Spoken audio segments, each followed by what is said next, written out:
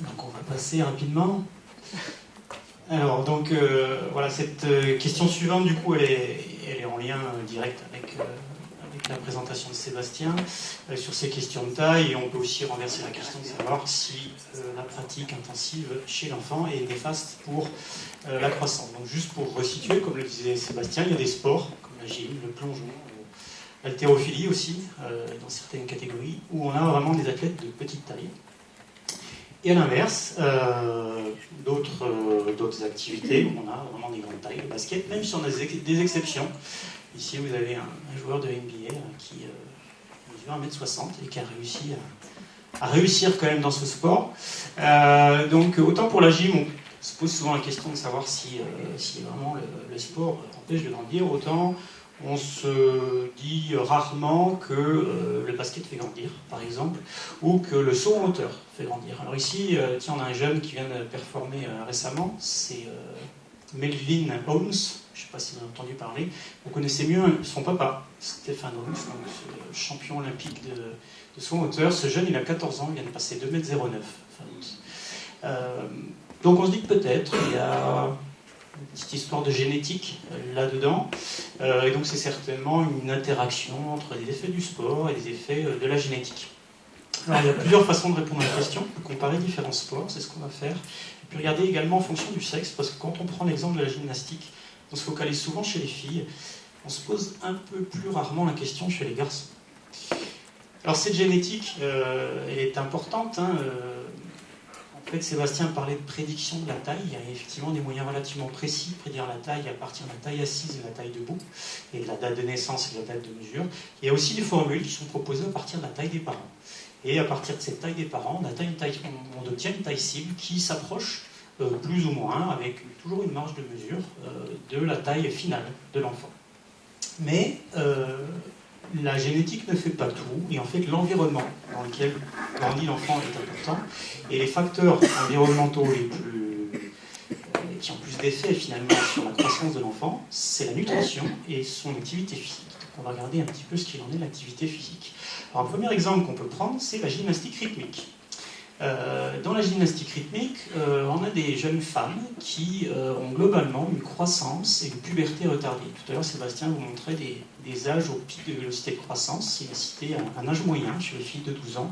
Il a cité aussi des gens qui grandissent plus tôt. On a aussi des gens qui grandissent plus tard, en fait.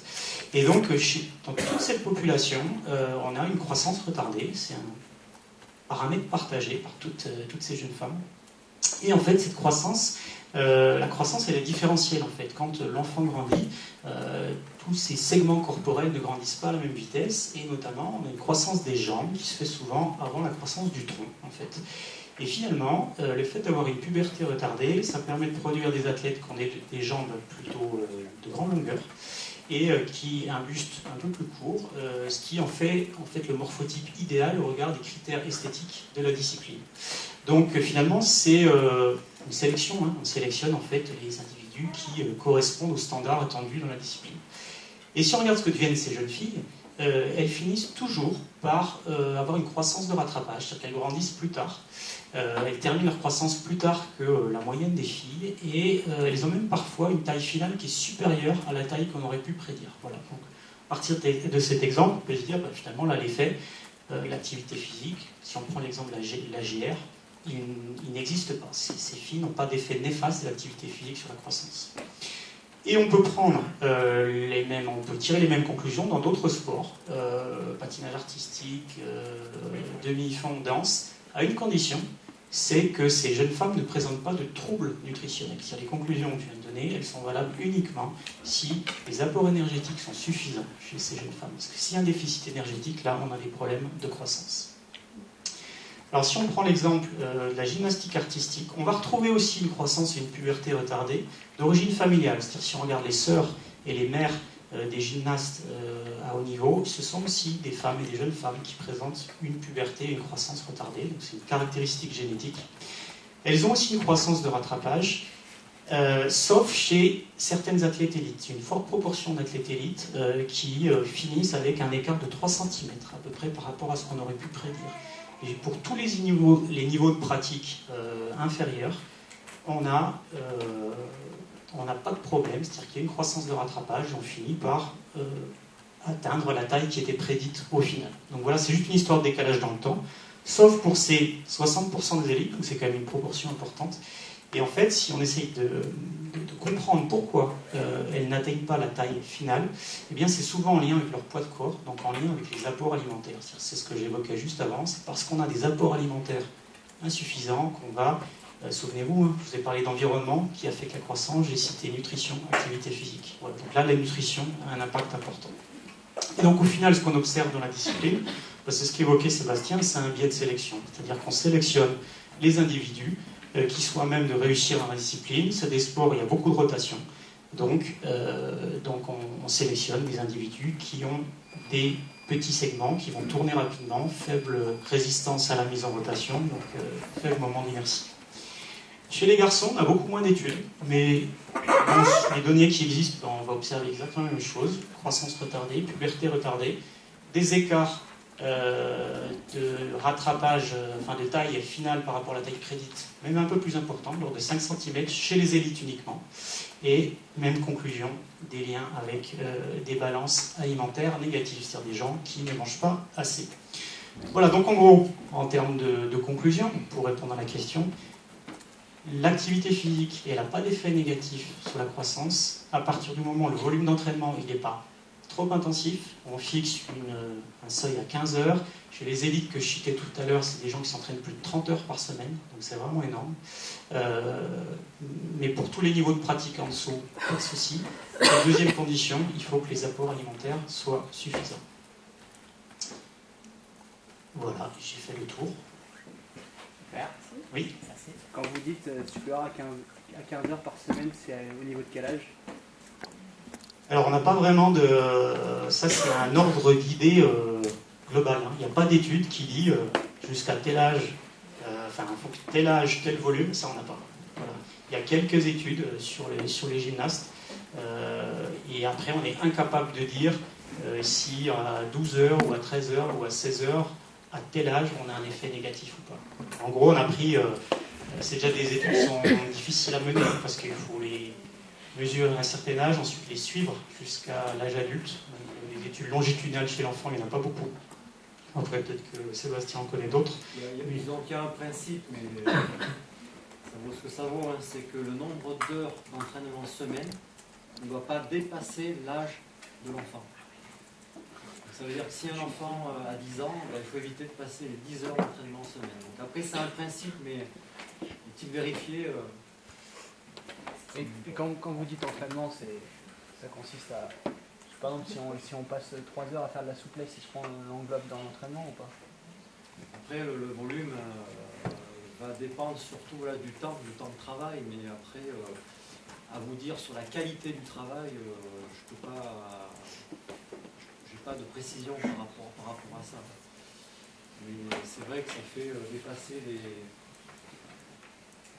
les 15 heures, 20 heures, 25 heures, c'est considérable. Même l'entraînement bi-quotidien est relativement important très jeune. Parce que du coup, actuellement, en France ou même à l'étranger, dans le sport de haut niveau, ce qui est préconisé par toutes les fédés, ça ne respecte pas du tout ce principe du coup. Ça ne respecte pas du tout ce principe. Enfin, il y a beaucoup de sports où on propose pour 13, 14 ans 20 heures d'entraînement par semaine. Majorité de sports quand même. Oui, la majorité des sports. Non, pas une majorité de sports quand même. C'est les sports à maturation précoce. La gym, le patinage. Il y a plein de sports d'endurance à fort volume, on n'est pas à ces volumes-là. De plus en plus dans plein de sports, le fait est que, peut-être pas en France, mais à l'étranger, ils en font tellement que si on veut suivre le niveau, on est obligé de se mettre au même rythme et du coup d'avoir des fois des explosions. Je peux citer au moins 6 ou 7 sports qui sont assez classiques où les jeunes s'entraînent 20 heures par semaine à 14-15 ans. Oui, après, d'où l'intérêt de raisonner sur la qualité de l'entraînement, peut-être plutôt que sur la quantité. Oui, je suis d'accord, mais c'est juste pour avoir... Et après, encore une fois, ça ne fait pas tout sur l'entraînement. On s'aperçoit que dans les sports que j'ai cités chez les jeunes femmes, donc danse, patinage artistique, cross-country, etc., c'est des sports où la masse corporelle est un critère, soit de coût énergétique pour la course à pied, soit d'esthétique. Et donc c'est là que se situe le plus gros risque en fait. C'est-à-dire que souvent on a des athlètes qui ne vont pas manger assez parce qu'il y a des critères esthétiques, elles ne veulent pas prendre de poids. Et là elles se mettent en danger. Voilà. Après, le volume d'entraînement là aussi, mais on a eu le critère principal quand même dans tous ces sports-là, c'est avant tout la surveillance nutritionnelle. Et je pense qu'autant les parents regardent l'entraînement, etc., la surveillance nutritionnelle, c'est des enfants qui ont à peu près 1000 kcal de déficit, en général, tous ceux qui finissent par avoir un retard de croissance au final. Donc 1000 kcal, est-ce qu'un parent est capable d'estimer si son enfant mange assez au retour de l'entraînement? C'est pas évident, je pense. Le risque, c'est le surentraînement, en quelque sorte. Si la récupération n'est pas respectée et que l'enfant rentre dans un état de surentraînement, au détriment de sa santé physique et mentale. Ah, mais j'en suis bien conscient, c'est pour ça que je pose la question, parce que la plupart des... Maintenant, pour faire un sportif de haut niveau, il faut que très tôt, il s'entraîne beaucoup. Pour des sports à maturité précoce, essentiellement. Donc, ça concerne la gymnastique, ça concerne le patinage artistique, le trampoline, le tennis de table, la natation, etc. Donc il faut vraiment...